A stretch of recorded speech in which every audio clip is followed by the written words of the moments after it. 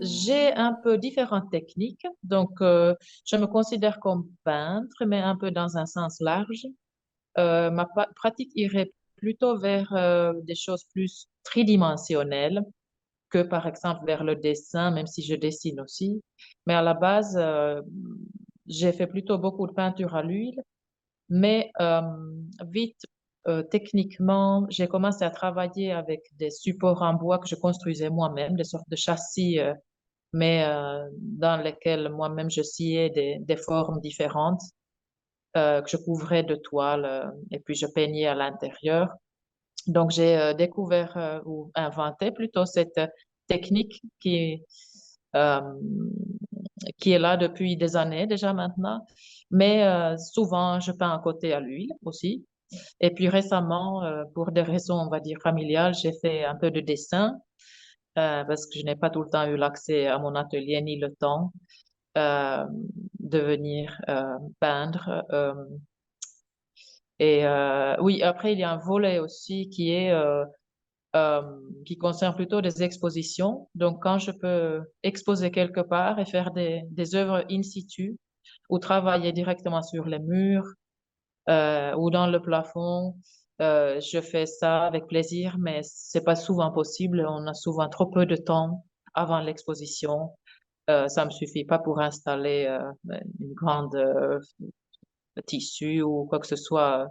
Mais parfois, c'est possible et j'aime beaucoup ça. Donc, il y a plusieurs volets. Là, je viens de reprendre la peinture à l'huile depuis, j'avais quitté un peu pour plusieurs années et là, je m'y remets.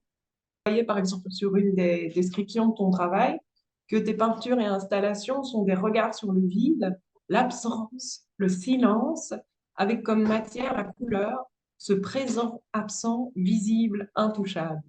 Donc, tu as l'air souvent d'être entre deux, comme ça. Enfin, dans la description que j'avais lue, c'était l'accent est fort mis sur le rapport entre le matériel et l'immatériel, la forme et la signification, l'immatérialité de la couleur, donc rendre visible le non visible. Est-ce que ça te travaille Oui, ça me fascine pas mal ça au niveau de la couleur et, ou de la lumière colorée, on va dire, parce que ça fait partie de cette technique-là dont je parlais, où je pose une toile assez transparente qui va transporter ou véhiculer la couleur qui est en dessous. C'est difficile à expliquer, euh, mais euh, je mais- trouve très oui, fascinant ces côtés-là de la couleur qui sont visibles mais qu'on ne peut pas toucher, ou la lumière. Voilà, c'est indissociable. Euh, J'aime bien les entre-deux, en gros. Aussi, aussi au niveau des, parfois je parle du désir aussi, des tensions comme ça qui existent dans la peinture sur la toile, dans les compositions, mais aussi c'est aussi la tension de la toile concrètement. Après, il y a le regard de celui qui regarde la peinture. Et puis, il y a des philosophes qui parlent de la peinture qui les regarde, pour citer quelqu'un que j'aime bien lire. Euh, oui, voilà. Je ne sais pas comment répondre plus que ça, mais j'aime bien. Ouais, l'entre-deux, c'est un endroit qui m'intéresse de beaucoup de points de vue. Ok. Et donc, et justement, précisément, on a des exemples de tes œuvres derrière qui... Oui, oui. Je ne sais pas si on voit bien, mais ouais. Il y a des exemples de cette idée de couleur qui se répand sur la toile alors que la toile n'est pas peinte. Et où cette zone colorée est en fait une forme de bois à l'intérieur qui est peint. Je voulais voir avec toi comment tu en es parvenu à à cette pratique personnelle. Et j'ai vu, enfin, je sais que tu as étudié à l'académie, mais j'ai appris que tu avais étudié la poésie avant, la littérature, c'est ça? Oui, la littérature française, oui.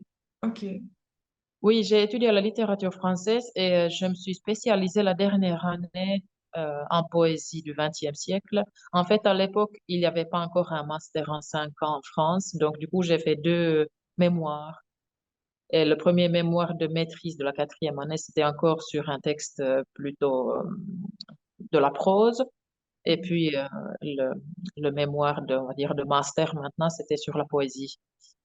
Je me suis toujours intéressée je pense, autant en poésie ou en littérature que en peinture, euh, aux matériaux de construction. Et du coup, la poésie, comme c'est du langage tellement dense, il y a moyen de l'examiner en cas de très bonne poésie, ben, un peu jusqu'à à l'infini, pour voir de quoi c'est fait, comment, pourquoi. Donc, j'avais j'avais pris une approche stylistique pour avoir des outils de grammaire et de linguistique, mais aussi l'autre pied côté littérature et un peu moins scientifique. Et c'est un peu la même chose en peinture. Donc, comment j'en suis arrivée à cette technique? Bon, comme beaucoup de peintres étudiants, commencent à chipoter l'objet peinture, châssis, agrafe, tissu, enduit, de quoi c'est fait. Euh, c'est par là que j'en suis venue à peindre un châssis que j'avais entoilé avec autre chose qu'une toile enduite ou très, très opaque. Donc, j'avais mis du tissu transparent. Souvent, ça se passe juste sur une table. Il y a des objets, des choses, et on les superpose, et on juxtapose, et puis à un moment donné, on voit qu'il y a quelque chose qui apparaît et on va un peu plus loin. Et voilà. Et est-ce que tu trouves après que l'école, par exemple, t'a permis t'offrait déjà des opportunités ou comment est-ce que ça t'a professionnalisé et comment est-ce qu'après tu as sauté le pas en dehors du monde académique, enfin de la formation académique pour ensuite devenir peintre professionnel? Moi, j'ai reçu beaucoup de l'Académie des Beaux-Arts. Euh, Autant au niveau de réseau, évidemment, on fait du réseau déjà quand on est là-dedans, mais en plus, à l'académie, mes professeurs étaient particulièrement investis pour nous aider. Euh, Pas que les professeurs, il y a aussi d'autres gens, des expositions qui ont été organisées pour les gens qui sont sortis de l'académie. Il y a eu des prix. Et puis, j'avais la chance d'avoir cette résidence qui est destinée aux étudiants sortant des écoles d'art, donc à la Fondation Mounens, qui est juste à côté des Beaux-Arts euh, de Bruxelles.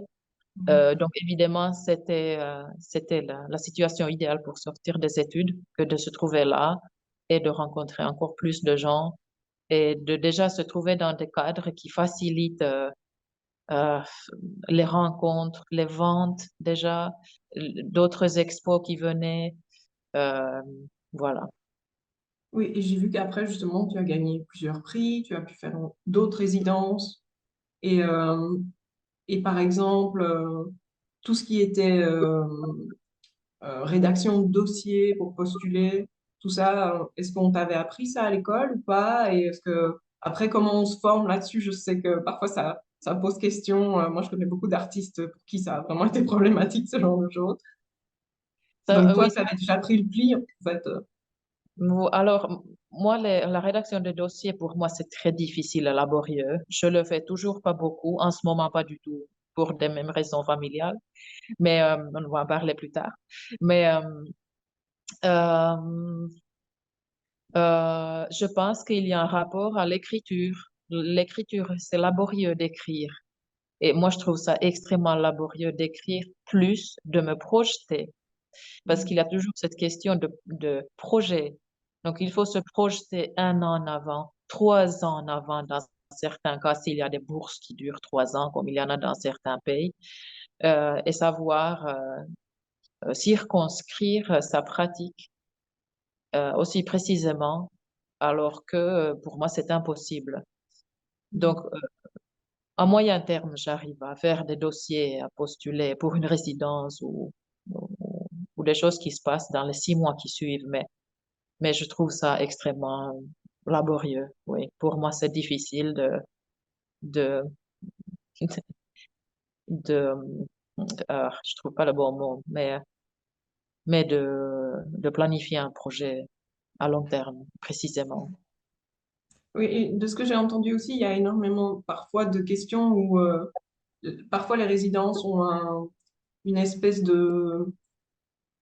allez, j'irais jusqu'à dire d'agenda presque politique, où parfois tu es obligé d'intégrer une thématique qui est un peu la thématique du moment, je sais pas moi, disons l'écologie ou justement le féminisme ou des choses comme ça. Et je sais que parfois pour certains artistes c'est compliqué parce que idéalement tu rêverais d'avoir une espèce de liberté pour développer ton projet et parfois tu dois le faire mais dans un cadre qui est déjà un peu orienté. Je sais pas si toi ça t'a déjà été confronté à ce genre de choses ou pas, ou si ce type de résidence-là, tu postules pas, ou... Parce que parfois, moi, de ce que j'ai vu passer, c'est parfois celles qui sont les plus présentes, justement, où il y a toujours, on attendrait quelque chose de toi, quoi. Enfin, on peut aller jusqu'à quelle est la place un peu utilitariste de l'artiste dans la société, mais comment toi, tu réagis par rapport à ce genre de choses? Est-ce que pour toi, c'est un problème? Oui, pas? Est-ce que tu le vois comme ça ou pas? Oui, moi, ça m'énerve. Je postule pas. Je peux pas postuler à quelque chose qui est pas dans mes... J'ai pas envie et je vois pas pourquoi on propose des pistes comme ça ou des cadres déjà faits. Nous, on sait très bien les faire, nos cadres et nos, euh, nos concepts de travail ou nos contextes de travail. Et voilà, on sait très bien. Donc, ouais, non, là, moi, je passe à côté, je regarde les appels à candidature, je lis et je me dis, OK, ça, c'est pas pour moi. Donc, c'est pas, ça me pose pas de problème parce que je me mets pas là-dedans. C'est tout. Mais Et c'est comment vrai qu'il y tu... a toujours les phénomènes de tendance Oui, et on suit ou on suit pas, ou on suit un peu, ou on essaye. Ouais, chacun fait à sa manière. Et puis, il y en a qui sont naturellement aussi dedans. Tant mieux pour eux. Et comment tu gérais, par exemple, au début, le fait de... Parce que résidence, c'est quand même vraiment, comme le nom l'indique, aller loger là-bas. Donc, il y a aussi le fait de pouvoir gérer, je sais pas moi, ton logement ici, et puis tu pars 3 mois ou un an ailleurs. Bon, un an, c'est peut-être plus facile, mais comment t'as géré ça, toi, le fait que finalement, enfin, moi, c'est ce que j'entends aussi beaucoup chez les artistes, c'est que les résidences, c'est très bien, mais en même temps, parfois, tu es comme déraciné parce que tu vas essayer, surtout au début, de passer de résidence en résidence, et parfois, ben, tu te balades presque avec toute ta vie avec toi parce que c'est un peu ta vie d'artiste du moment, quoi. Je sais pas si toi, tu as vécu ça comme un problème ou pas, ou comment tu as géré ces résidences-là, quoi. Oui, moi, j'ai pas tellement voyagé partout au monde. Donc, j'ai eu des résidences à Bruxelles. Ouais. Donc, j'habitais chez moi, mais je travaillais, j'avais un atelier. Donc, je travaillais à Bruxelles. Et puis, j'ai eu des résidences qui ont été à la campagne, en Belgique. Donc, là, parfois, je passais 2 semaines ailleurs ou alors à l'étranger, mais ça n'a pas excédé un mois. Donc, ça, c'est faisable. J'ai Ok. pas été pendant plusieurs mois à l'étranger ou autre parce que j'ai une famille.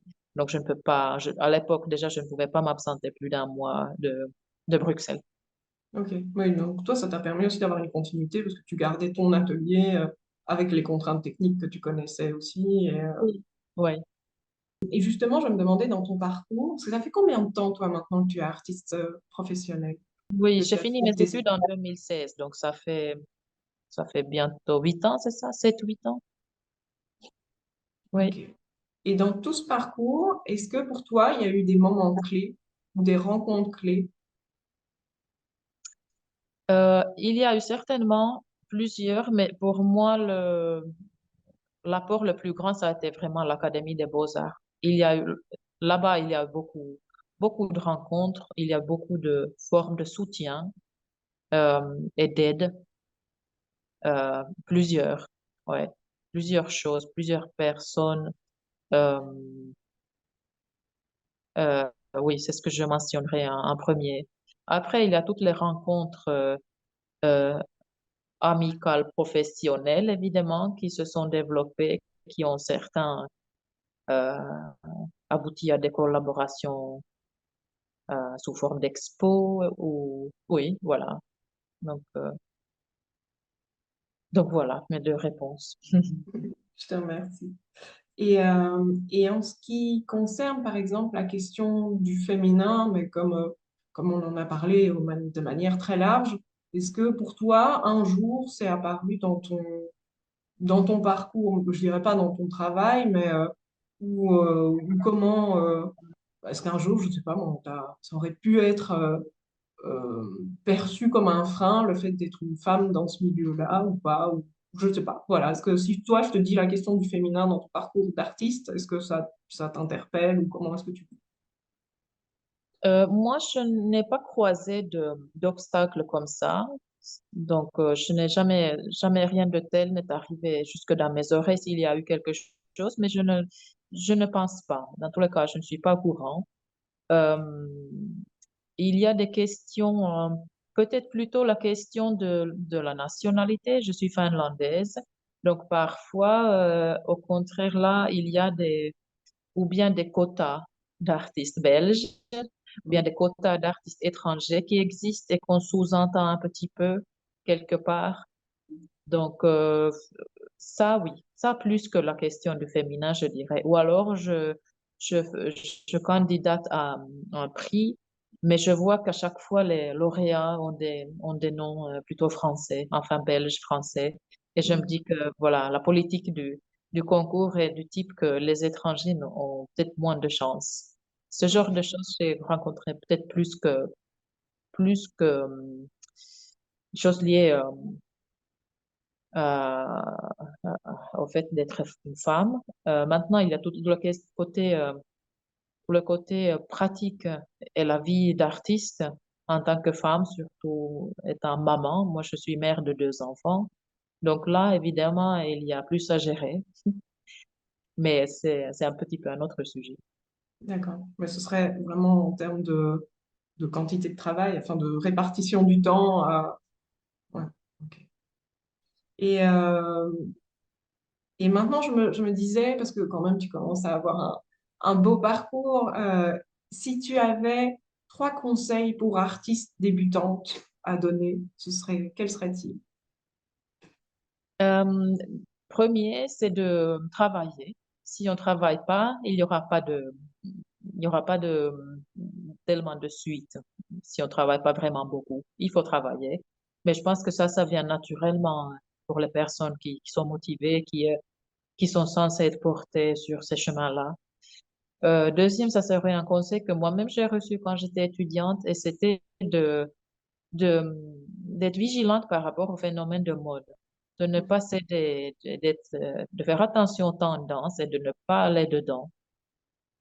Et la troisième chose, peut-être un peu plus complexe, mais il faut pas oublier que être artiste, c'est aussi une carrière.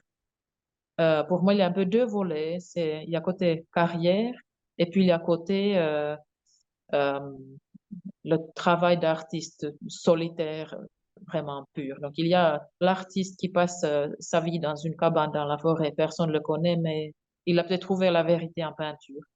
Et puis, l'autre extrême, c'est le papillon de vernissage qui va partout, qui connaît tout le monde, qui parle avec tout le monde, qui est super à la mode, etc. Donc, il faut faire quand même peut-être un mélange des deux, et chacun a sa, c'est proportionnel. Mais quand on parle de carrière, ça sous-entend que, enfin, sous-entend non, il y a énormément de monde, il y a beaucoup d'artistes et tout le monde veut avoir sa part dans ce monde où il n'y a pas assez de place tout à fait pour tout le monde.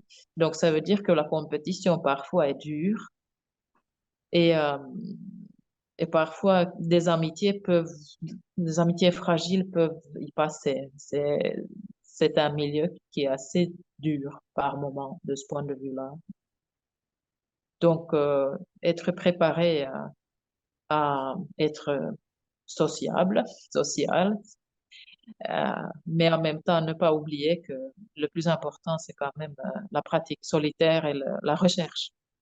Mais bon, chacun fait ses proportions. Un peu de carrière, beaucoup de recherche des, des grandes vérités. Ou alors, là, c'est pour certains un peu l'inverse. Mais bon, je pense qu'on est obligé d'avoir quand même un peu le côté carrière aussi pour s'en sortir, si on veut vraiment faire son métier.